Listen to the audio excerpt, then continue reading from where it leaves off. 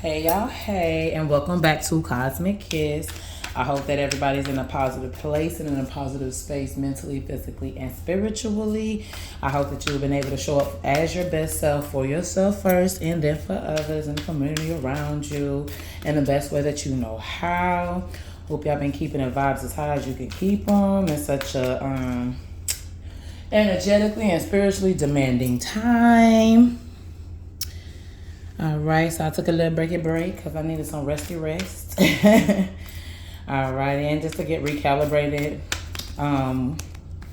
with a lot of this planning energy for the quote unquote new year, new Gregorian calendar year.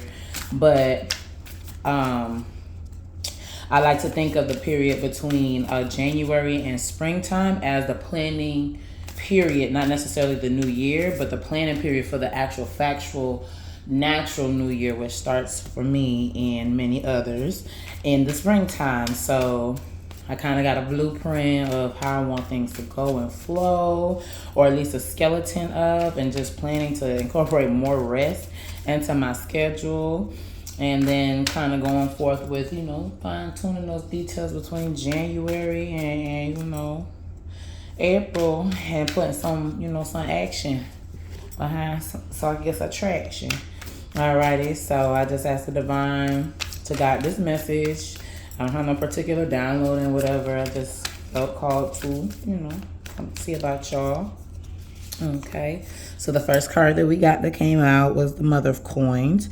And the Mother of Coins, much like the Queen of Cups, she's very intuitive. She's very nurturing. And in this case, she's in tune with nature and abundance, and her abundance. I said the Queen of Cups, the Queen of Pentacles. She's very structured, but she's very nurturing in order to keep bees, in order to, and even the flowering trees around her that probably provide the pollen for these beautiful bees to make the beautiful honey that they make. That all takes planning, ironically. Lots of planning. She's a slow-moving energy. Pentacles or coins are slow-moving energy. So the wealth that she has, or the wealth that you, the collective, anybody is working towards, is a slow-moving energy. Kind of like the other day, I was very adamant with my coworkers about how slow and steady wins the race, and just to kind of pace yourself through. We were just talking about the shift because the shift was hellacious.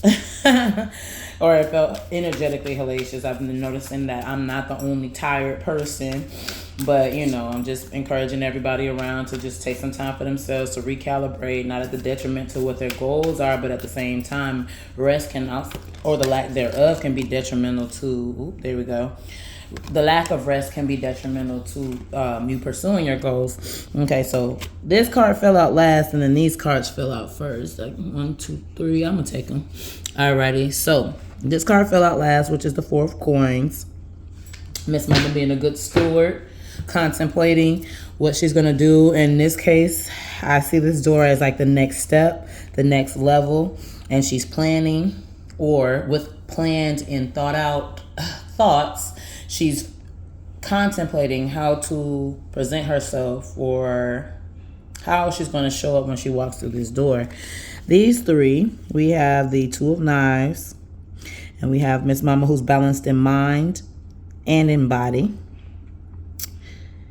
in her decision making and the actions that she's taking, but mainly in her decision making, because the knives have to do with air energy, which is mental. So she's clear in mind, but she's clear mentally as she is physically.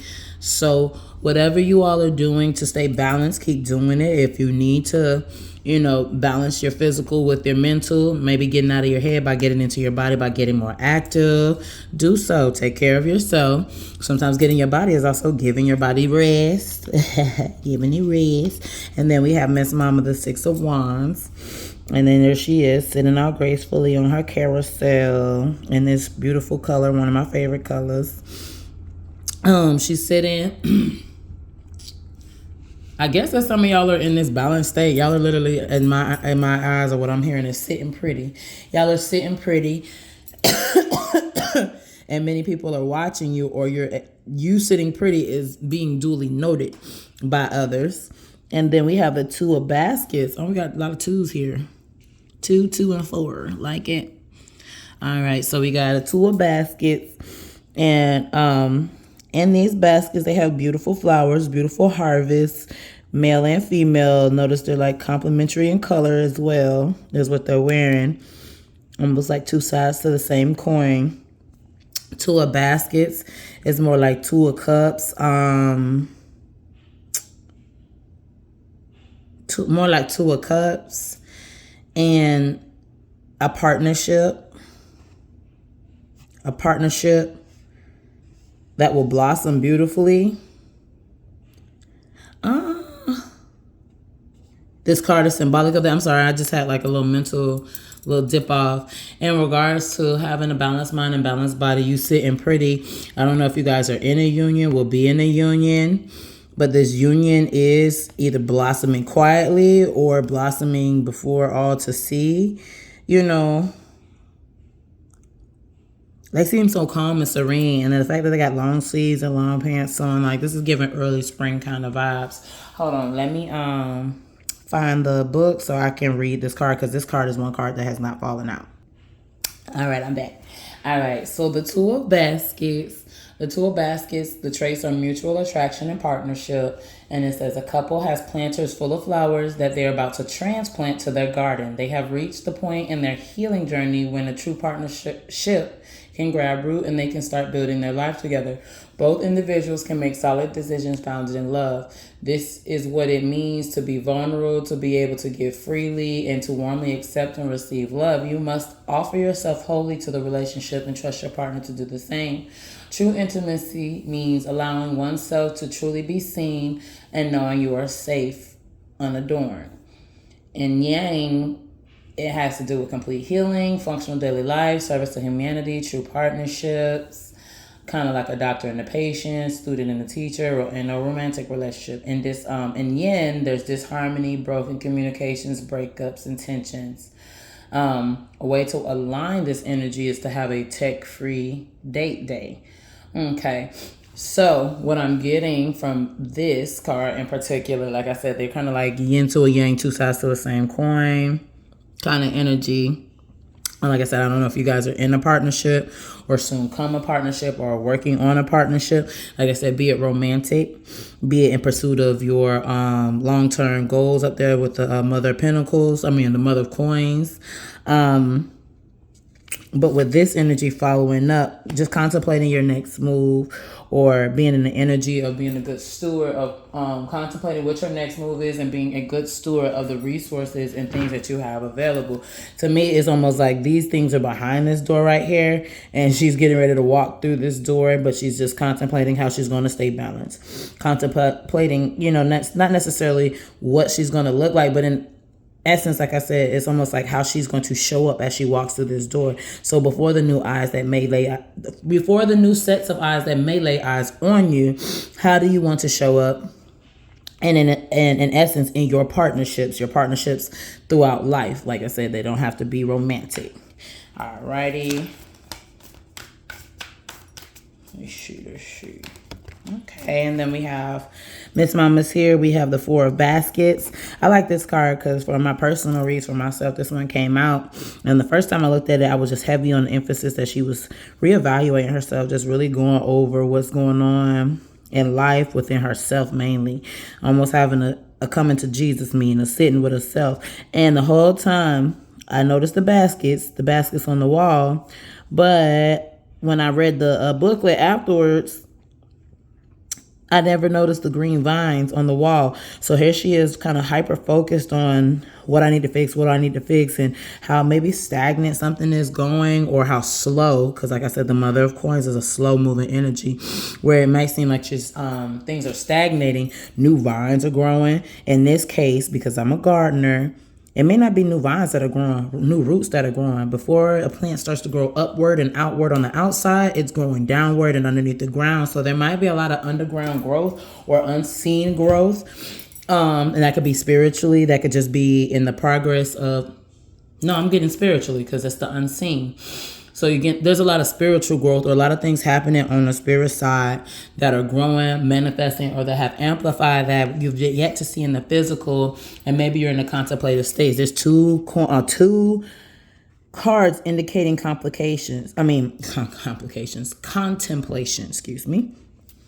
And the fact that they're fours, so I don't know if y'all been seeing 44 and then, oh, that's crazy, 262, because I've been seeing 626 a lot nonetheless. But either way it goes, you might be seeing 44 a lot.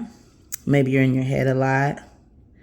But in essence, the growth here indicates that while sometimes we get so fixated on what we don't see in the physical, there is something that is growing, or we're so contemplating or so focused on what's not growing that we don't see what is growing, or where certain things are stagnant or feel stagnant. We don't see where there's also motion happening, or don't sense, or too focused on what's not happening that we're not in tune with what is happening or what could be happening. Okay, and so we have the Lovers, but for the first time it flipped in upside down. All right, but the Lovers has to do with a decision, has to do with a partnership.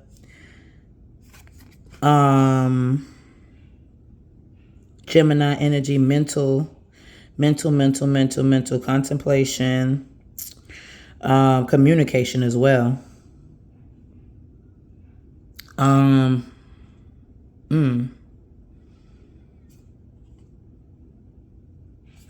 This disconnect about what I was saying about focusing so hard that you don't see the growth that's happening. I got two messages. One has to do with the actual factual, like romantic or partnership with another hurt person or people, and things that need to be communicated, decisions that need to be made for these unions to be more harmonious. But then there's also the spiritual connotation that I'm getting from this, as far as being in your head and figuring out what your next move is, as far as this decision, that the decision energy or decisiveness energy that the Lovers card symbolizes. You're gonna I guess you're gonna get a message, or you're gonna get some clarity, some mental clarity, some spiritual guidance on what decision to make, which way to go, or how to maneuver a situation, a partnership, so that it is more harmonious. Excuse me, my tongue is tangled. More harmonious. And then our next card is the Daughter of Knives. Okay, I like that. So march on, march forward. And she's got her knife strapped to her back. So yeah, you're going to get some mental clarity about how to move on with this physical partnership, or on whatever decision is that you have to make.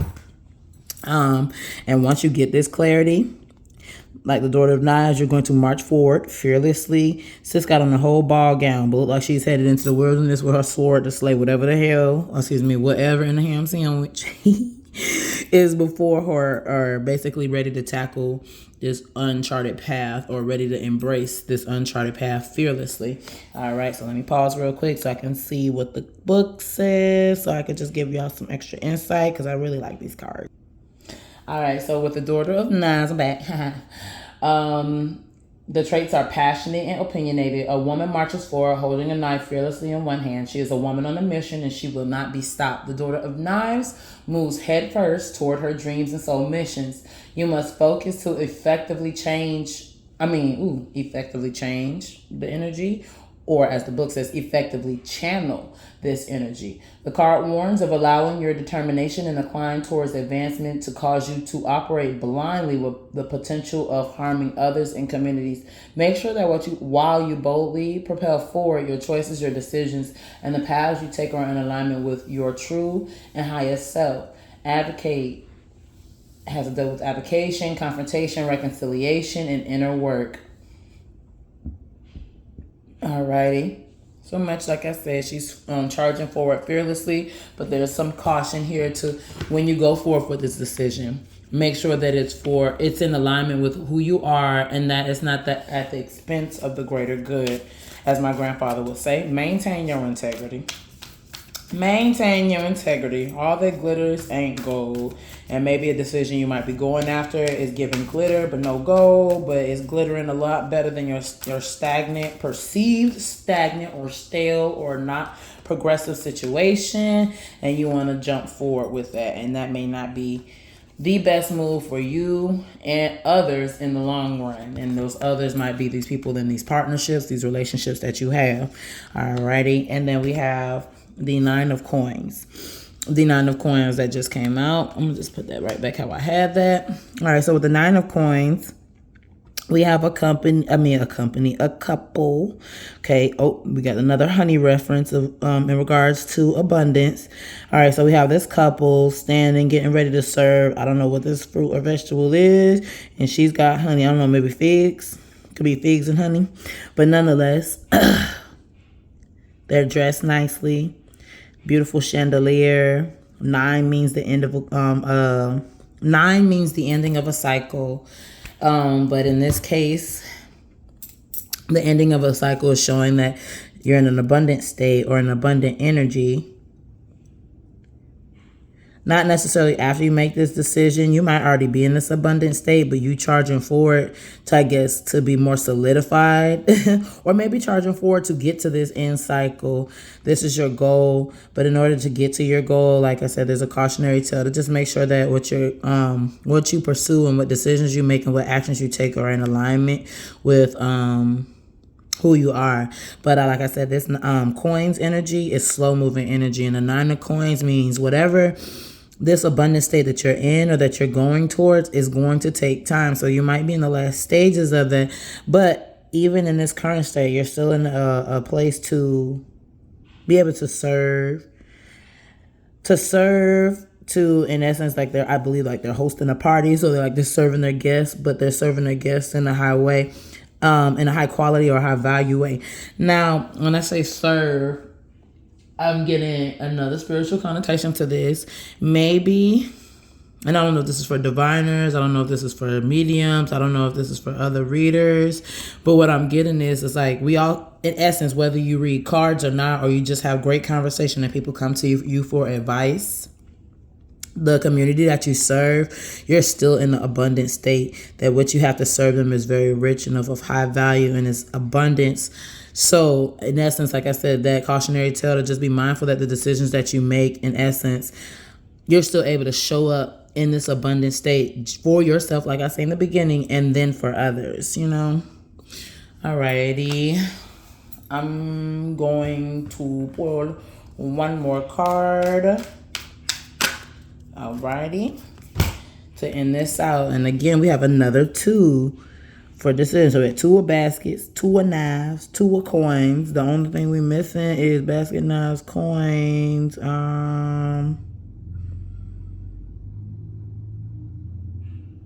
Whatever wands represents. Baskets, water, coins, pentacles, knives, or swords. 2 of pentacles. So basically balancing, making a decision. I'm going to read for both. I'm sorry. I'm going to read for both of these cards here. So let me put those like this. I'm going to read for both of these cards really quickly. Let me get the book and I'll be right back. Love you. All right, back. Okay, so I'm going to start with the 9 of coins, which is the couple. All right, they're self-sufficient and luxury are the traits. A couple stands at the entrance of their home, welcoming guests with jars of honey and figs. They have built their entire empire and are comfortably self-sufficient. The couple has broken free of the constraints created to limit them and now have a flourishing hive made on their terms. The 2 honor each other as equals, take pride in the home that they have made. They are filled with gratitude for their lifestyle, circumstances, and company. The 9 of coins, rings of abundance. The couple appreciates moving at a slower pace, taking care of their environment and acknowledging their success. They make time to thank those who came before them, who paved the way. What is your manifesto? Continue to structure your life in a way that works for you in balance and sustainability. Feel confident in your ability to Handle anything that comes your way. Trust your voice and don't be afraid to create a path where few have wandered. Ironically, that was the one that fell on top of Miss Mama, who I said was marching ahead on into uncharted territory or a path few have wandered. Now for the Two of Coin. This one has to do with prioritization and adaptability. A young man juggles two cowrie shells on the sports field. The shells here represent roles and responsibilities. The man is practicing finding his balance while holding focus in more than one area. Find balance in work, rest, relationships, exercise, and leisure. Work on creating a flow and implementing systems that will allow you to multitask with ease. The Two of Coins encourages you to handle the unexpected with a sense of calm. Roll with the punches, don't take them personally. Be adaptable to life's challenges. While the man doesn't shy away from hard work, he knows his capacity and stays within it. You will overcome anything that comes your way if you manage your energy, time, and wealth. Okay, and so again, there's another notification as far as notification. There's another indication here with the aligning part of this card that says, turn off your notifications and truly clock out outside of work hours. Okay, so what I'm getting overall is that everybody's working hard, slow and steady for what they want, but Spirit is just encouraging us to stay balanced so that we can show up as our best self, take it one day at a time. That's crazy how I started this off, and that's really what the energy was. Take it one day at a time. How I used to say when I taught, take it 1 hour at a time. Take it 30 minutes at a time. Pace yourself, get through the day, show up as your best self, but don't do the most, but also don't do the least. Don't cut yourself short and don't cut others short by showing up as your half best self instead of your whole best self. Okay? All right. So with that said, I will see y'all next time. Hopefully sooner than later, and y'all be good.